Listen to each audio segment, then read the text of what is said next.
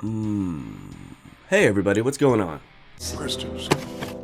Questions that need answering. That's right, it's time for another Q&A. It's been a while since I've done one of these, but I feel like I maybe do it too often because there aren't enough questions, but I'm really craving to be interviewed. But nobody's interviewing me, so I come to you to ask me questions. So I posted on Facebook, YouTube, Discord, Patreon, as well as the Recode the Subliminal Instagram, asking you to ask me anything, so I get a chance to talk. So if you're saying to yourself right now, wow, I didn't know he was doing this, I really want to ask him a question, it means you are not subscribed to my YouTube, you're not following me on Instagram, Discord, Patreon, or the Recode the Subliminal Instagram page, and you should probably do so. So in reality, there actually are quite a few questions, so I'm going to try to keep my answers brief and not make this a 30-minute long video. So let's jump right into it. So we're going to start with the OGs, the questions from YouTube. So this question comes from SD707SD. Any chance you could do a walkthrough of your process on creating lyrics and melodies? The songwriting, both instrumentally and vocally, on the past 3 songs has been outstanding. Well, thank you so much. And what he's talking about are the new Recode the Subliminal songs, of which we now have 4. A new one came out on Saturday. If you haven't heard them yet, please do yourself a favor and go listen. So as far as doing a walkthrough for lyrics and melodies, I have been thinking of that, I just haven't gotten around to it. I did a tutorial on writing lyrics back in like 2018, but it was not very informative and kind of lame because back then I actually didn't really understand my process. I don't think I even knew what my process was. I hadn't really refined it yet, and I hadn't really felt like I had gotten good at writing songs yet. I feel like I'm kind of there now, so I think now would be the time to do so. I really enjoy it, the process of writing, whereas I used to hate it back when I started, back in like 2015, really writing songs seriously. I used to dread the process. I would stare at the page and think, okay, what am I going to write? But now it just comes out. So I think I might do that. Yeah, that's a good idea. So look forward to that pretty soon.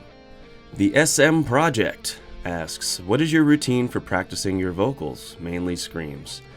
So honestly, I don't really practice screaming vocals very often anymore. I spent many years practicing them. I used to have a job where I would drive trucks, and I would be driving either a car or a truck for 7 to 8 hours a day, and for that whole shift, I had music playing, and I was just singing, screaming in the truck, and just practicing all day long. I don't really practice screams very often because I feel like I kind of got that. There's not really much more I can do, and also practicing, just it takes a lot of energy to scream, so I kind of save it for when I'm recording.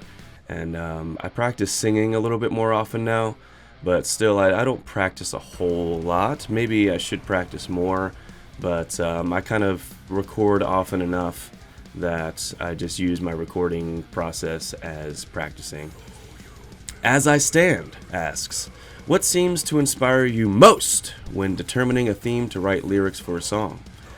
Random thought, life event, trying to do something creative, see if a thought fits the instrumental track, current emotions, etc. And do your favorite songs that you have written seem to have a common starting point?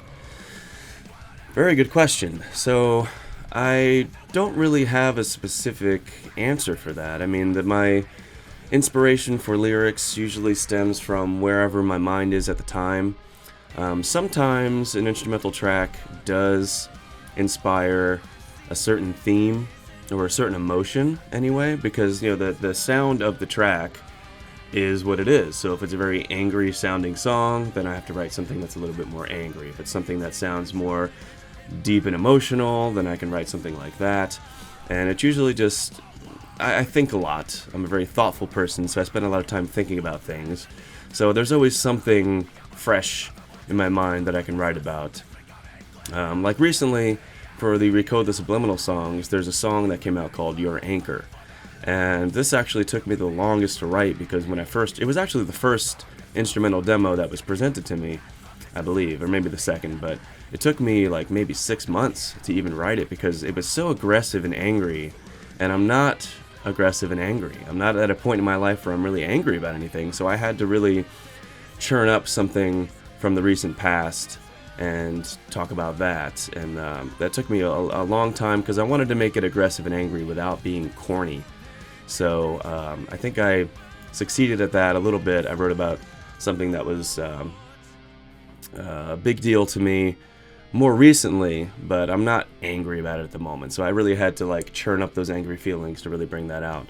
But most of the time when I write a song, it's just, I have a little book. I have a little black book that I carry with me now for like lyric ideas, because sometimes I have a thought that comes into my head, or I'm thinking about a subject so much, it may be something that's going on in the world, and if I don't write it down, it just stays there and it boils. But if I write down my thoughts, and I'll just write down stupid little rhymes that I would never really show anybody because they're really dumb and corny, but they help get me started. I just start writing out a bunch of sentences about a certain topic, and then when I'm presented with a track, I already have some topics lined out, so then I could take those and I could pick out parts that I like and write it.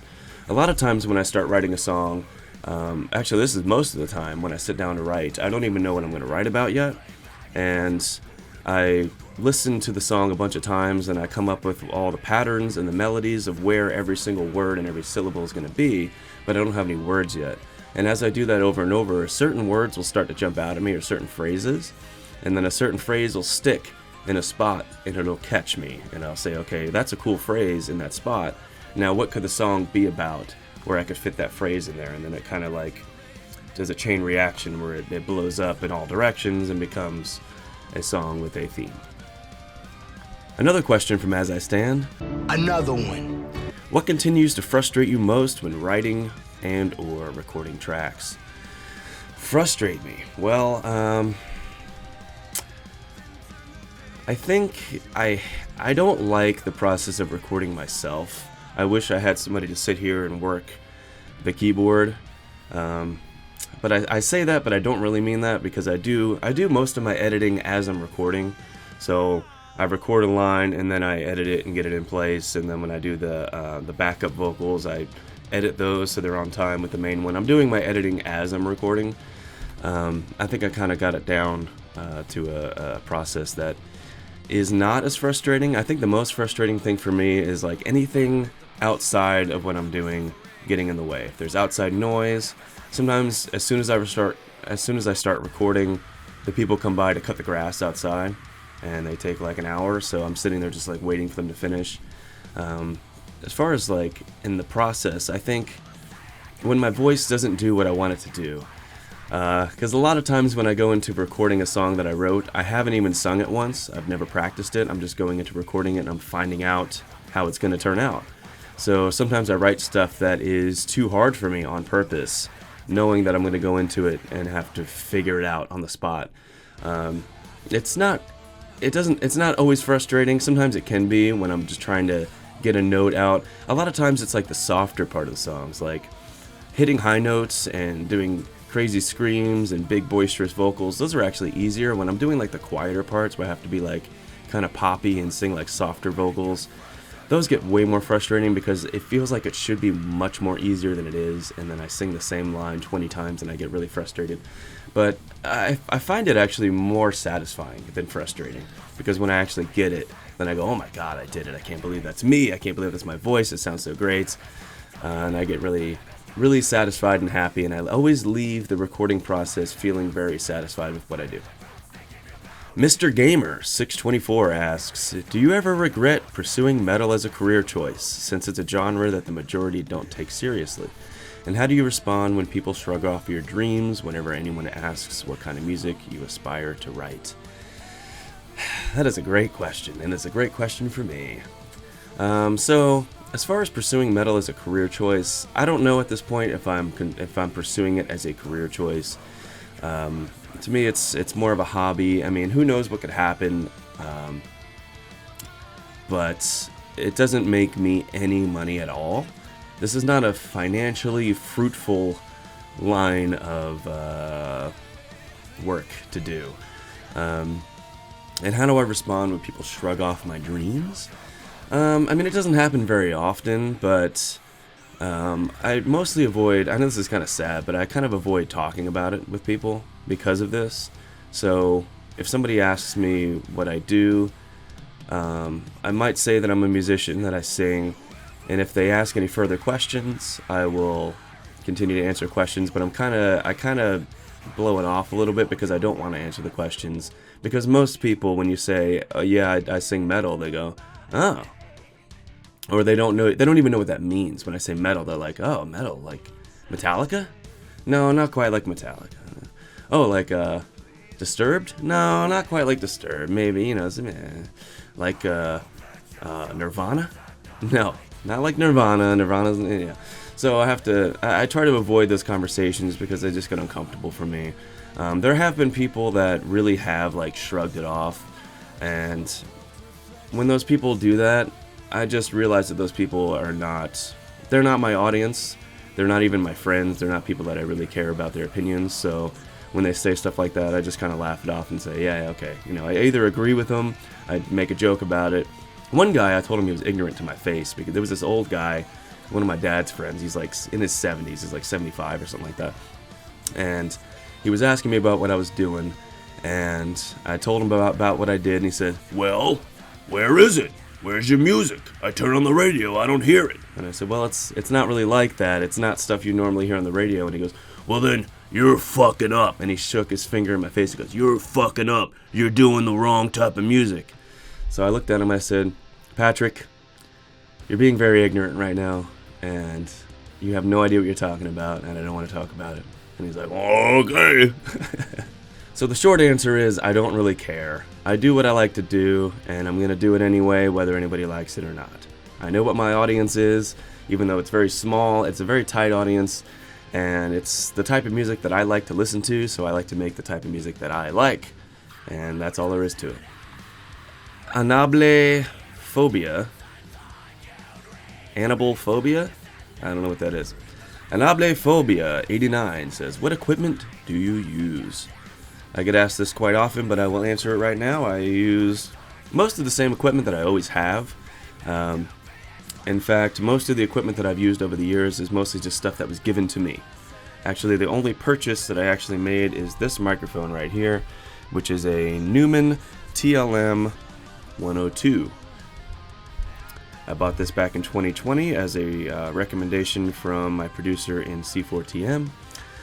So it is the nicest microphone I've ever had. It is the most expensive piece of equipment that I've ever purchased, and I do not regret it. I think it sounds great. This microphone plugs directly into a Scarlett Focusrite. It's a Scarlett, I think it's a 18i8.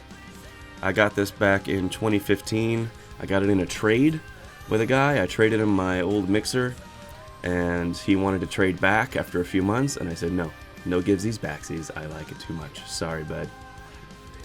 And that's pretty much it. So my microphone plugs directly into the Scarlett preamp, goes directly into my PC through USB, and then I use Reaper as my DAW. Ash Lucifer asks, what was the first band you were into with harsh vocals, and when did you start learning to scream yourself?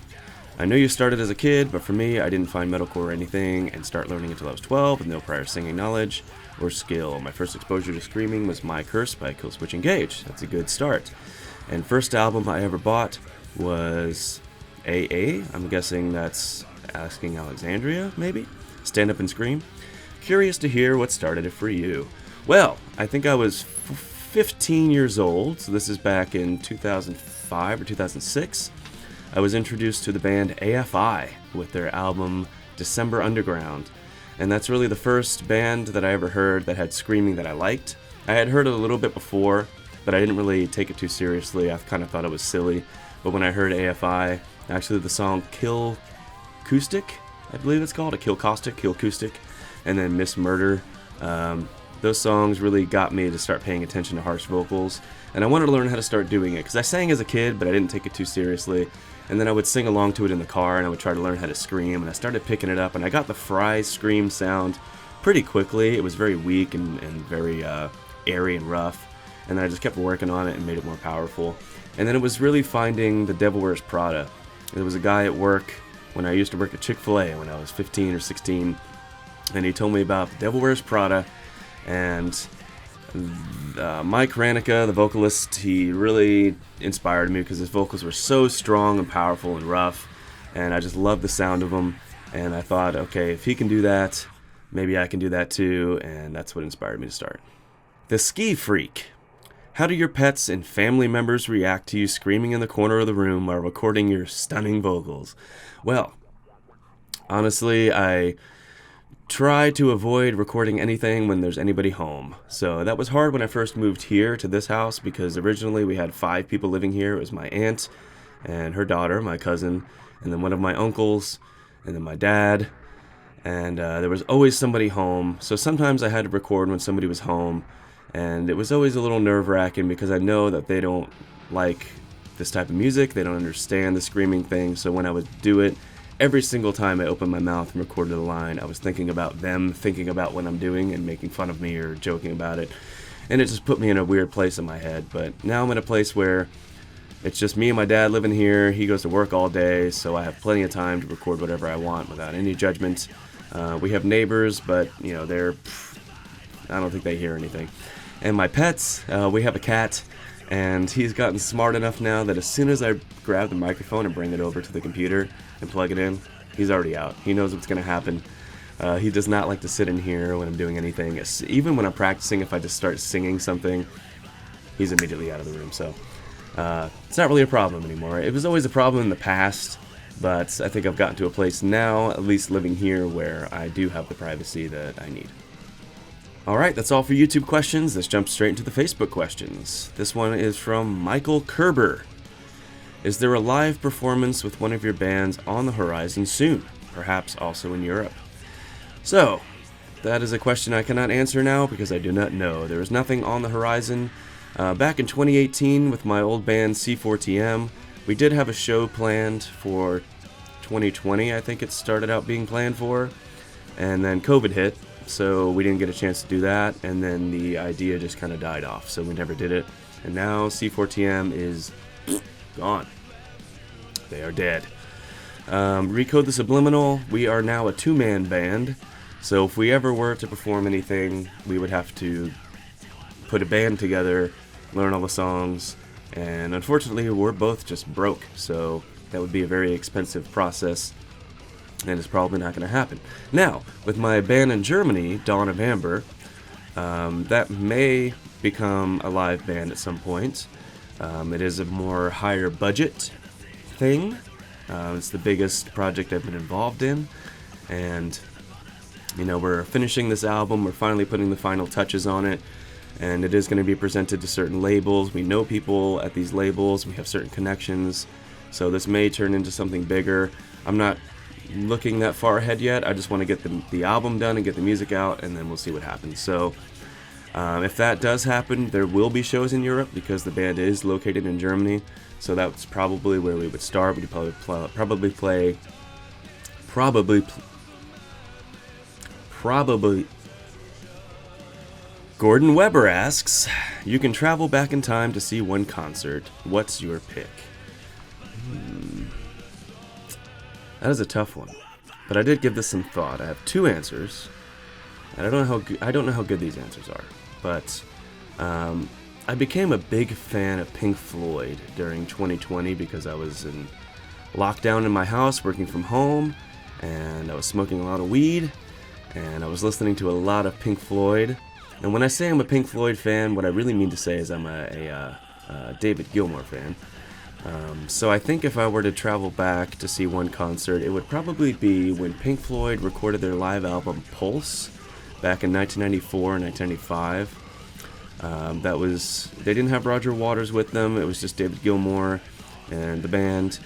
But it was such a good show. I've listened to that live album so many times. That was really my big introduction, or reintroduction, I guess, to Pink Floyd, because I heard them all my life. But listening to that Pulse live album really got me into their songs and got me into David Gilmour more seriously. So I think if I were to go back, it would be that, to see Pulse live.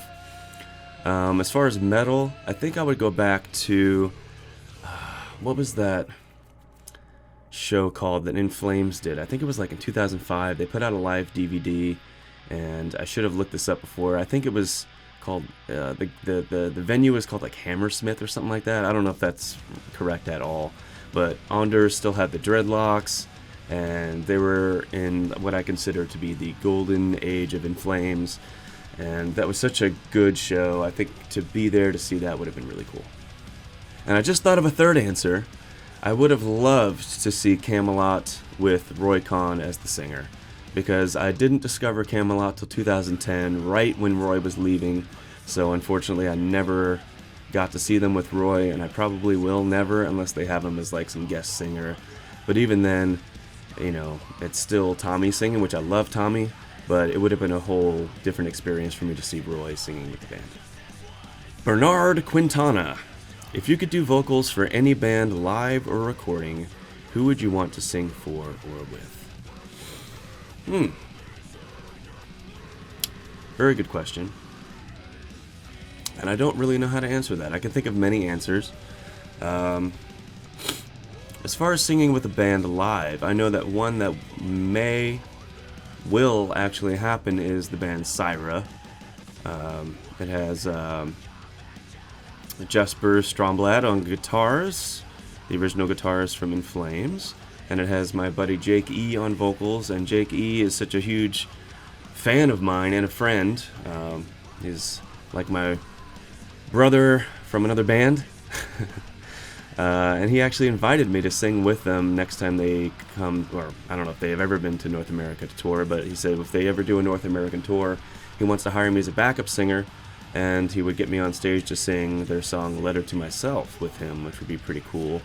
I've also talked to him about possibly if they ever need like harsh vocals on any of their songs, come to me first, please. And I think if that opportunity came up, he would come to me.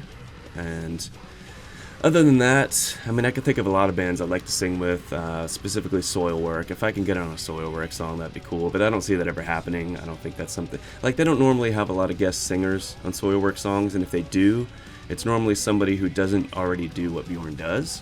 They get, like, female singers, or they get, you know, pop singers, or things like that, so it may not be something that I would do.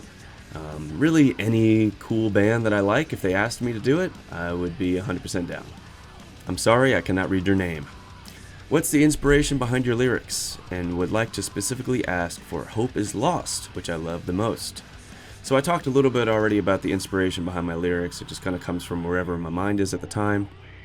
Now, Hope is Lost, specifically, I have to go back now to 2015 when I wrote that song.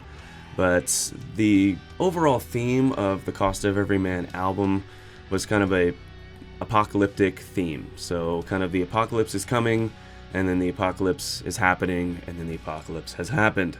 So Hope is Lost is kind of the aftermath of the apocalypse, when there's like the power grid is shut down, things are kind of destroyed, people are surviving, and they're realizing that all the things that mattered before now don't matter, like governments and national borders and the divide between different races and cultures. They don't matter anymore, because now we're just human beings the way we used to be, surviving on a planet just like animals, trying to survive and make our way and continue to live and rebuild society. And we're realizing that we're stronger if we all come together and work as one species and one unit, together with the planet and everything else, the way that it should be.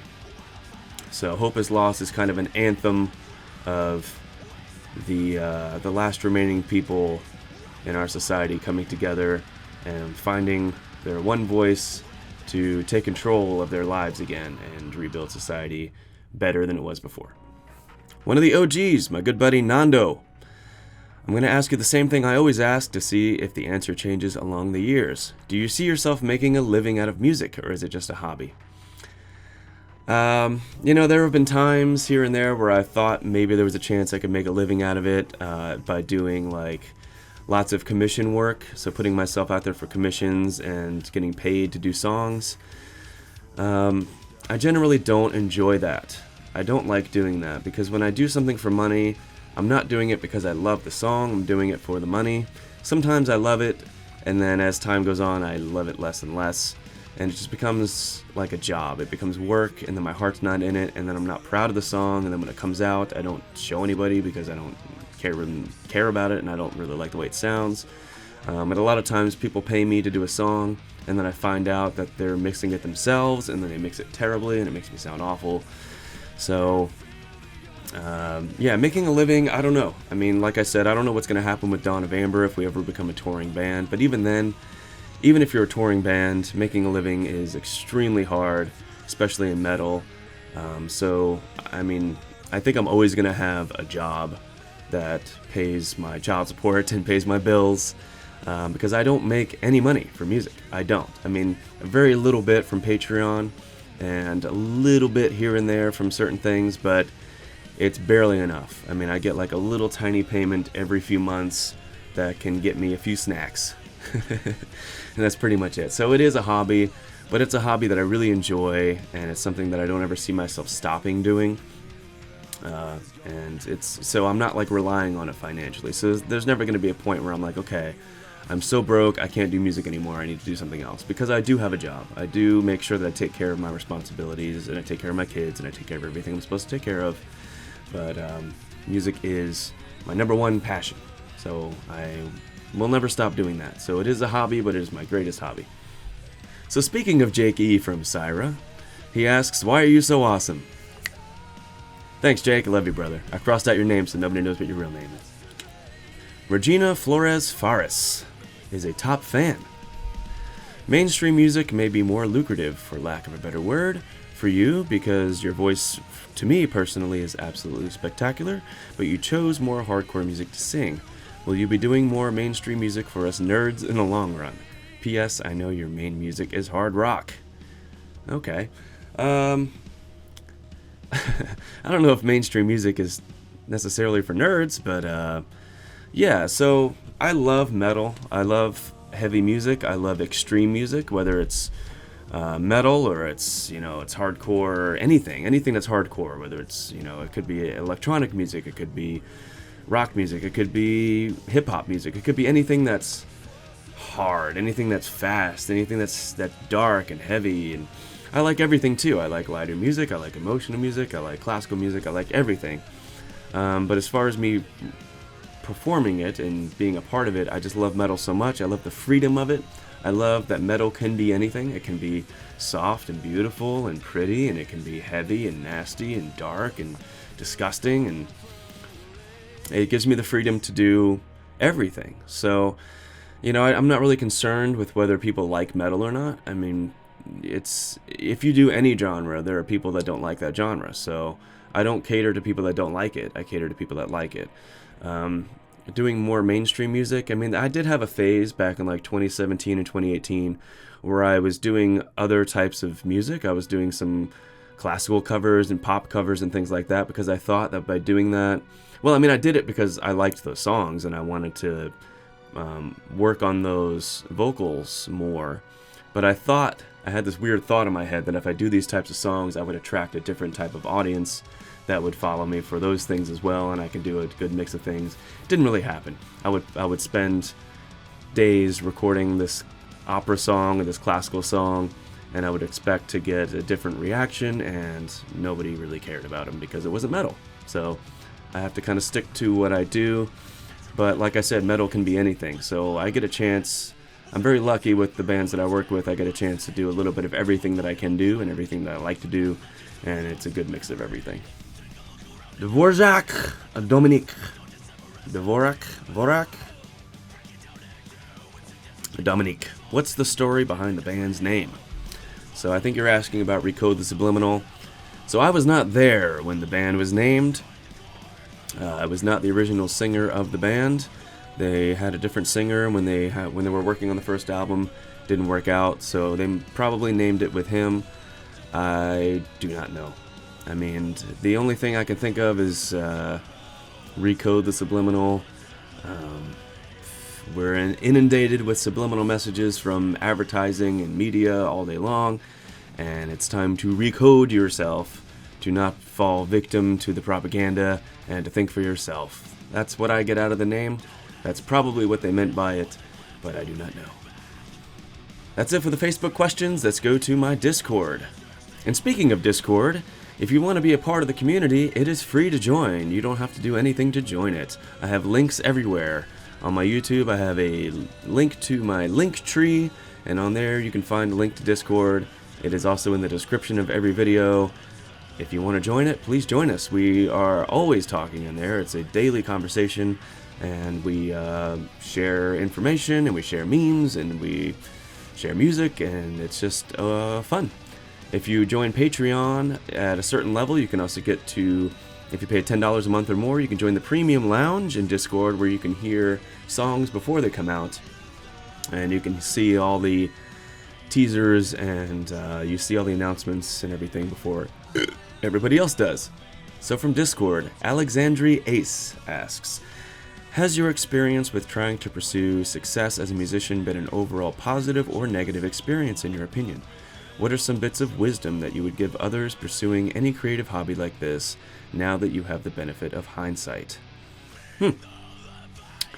Overall, it has been extremely positive. I've done things that I never thought I'd be able to do. I've worked with some of my heroes. I got to do a song with Bjorn Strid. I got to do some songs with some really cool people. I got to work with Alex Landenberg, the drummer from Camelot.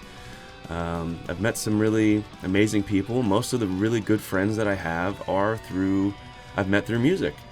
Even two of my biggest, the mothers of both of my children, I met them through music.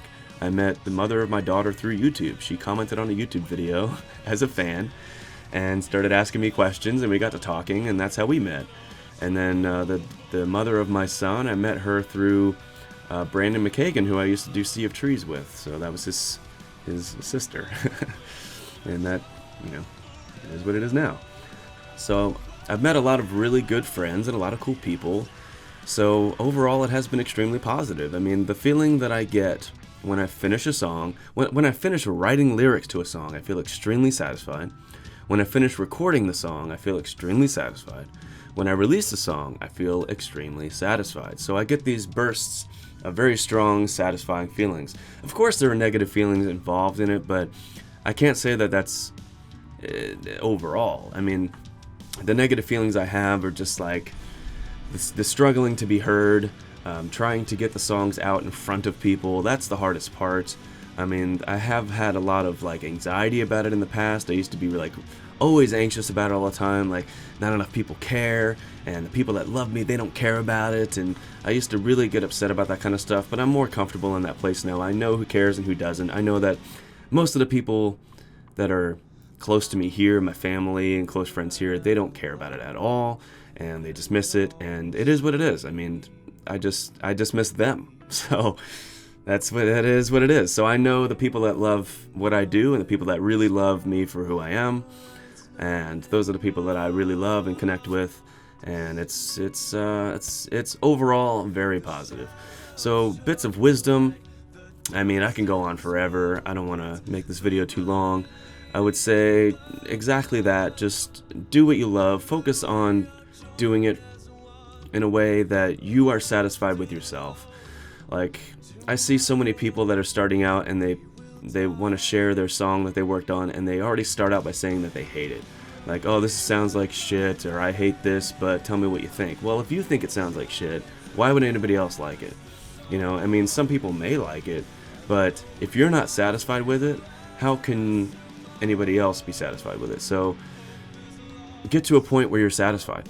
That takes a long time. It takes a lot of work. It takes confidence. It takes, I don't even know what it takes. It takes a lot of practice and experience. So just keep doing it. I've said this before, but the trick is nobody's ever gotten worse at anything by practicing it, right? So, the more you do something, you're going to get better at it. You're never going to get worse than the way you are.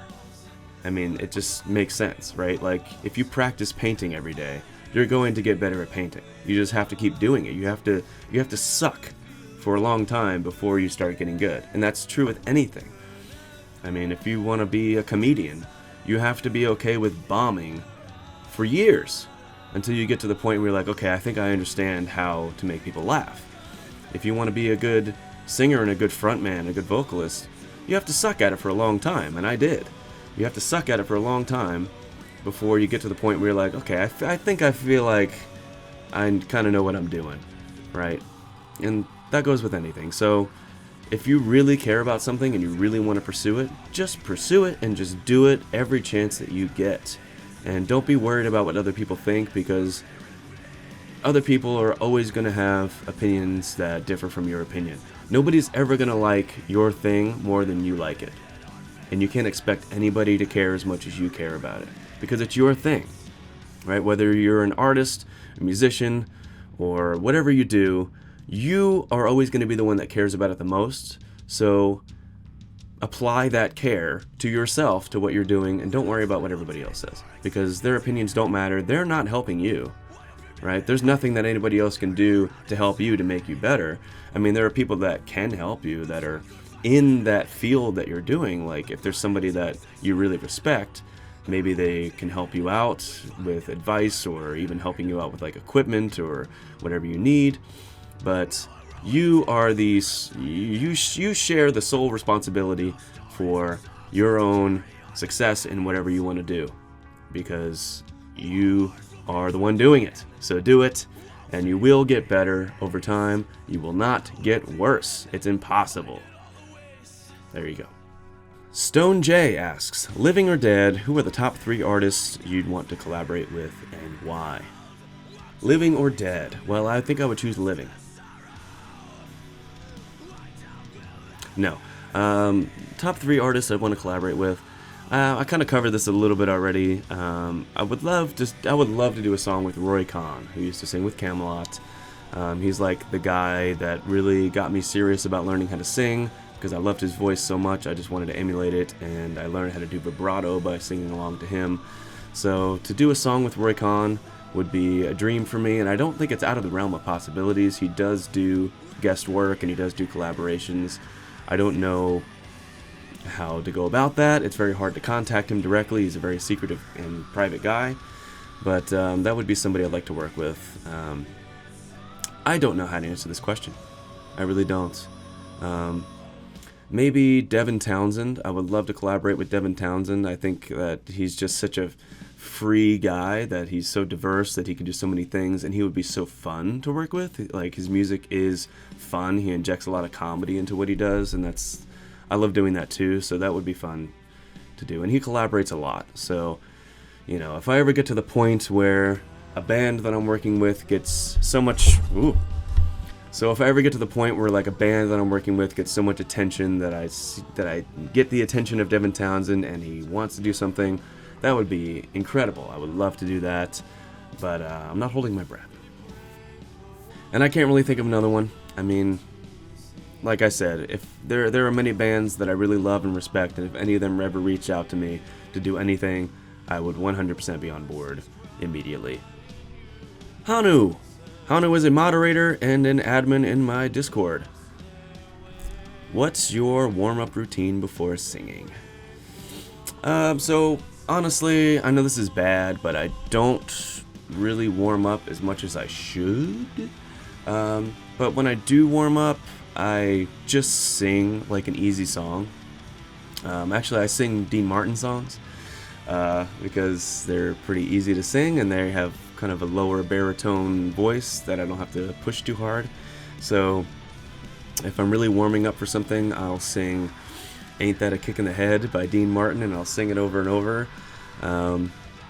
Also, I've found a thing that helps me out now with harsh vocals. I drink hot water with honey and lemon, and that really like gives a lot of juicy texture to my growls and screams. So on all these Recode singles, my voice has been really like growly and juicy. That's because of the honey and the lemon and the hot water. So it's been a really good trick for me.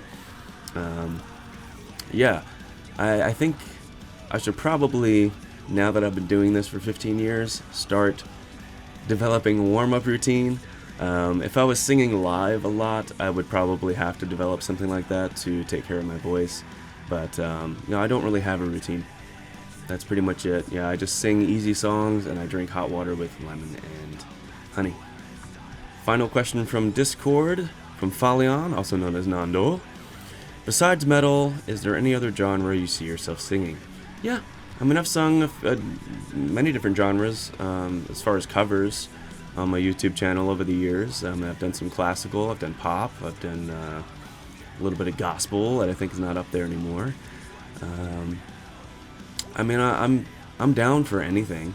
You know, I think I mostly do metal because it's the genre that's closest to my heart, and also it's just the world that I'm involved in. I mean, I've done so many metal songs that the musicians that reach out to me are metal musicians. But if like a pop producer reached out and asked me to collaborate on some pop songs, I would absolutely do that. If somebody that does like, I don't know, I mean, I could think of anything. You know, I would do anything at this point, and I would try to make it work, and I would learn from the experience, and it would be fun. So I'm 100% down for anything. It's just that metal is the thing that I'm involved in the most. So it's just what's presented to me. Metal musicians reach out to me to work with them. So those are the opportunities that are presented. So those are the opportunities that I take. All right, and we are down to the final question from Patreon. Omar Abraham asks, what's the deadline to get our questions in by? Now that is a great question.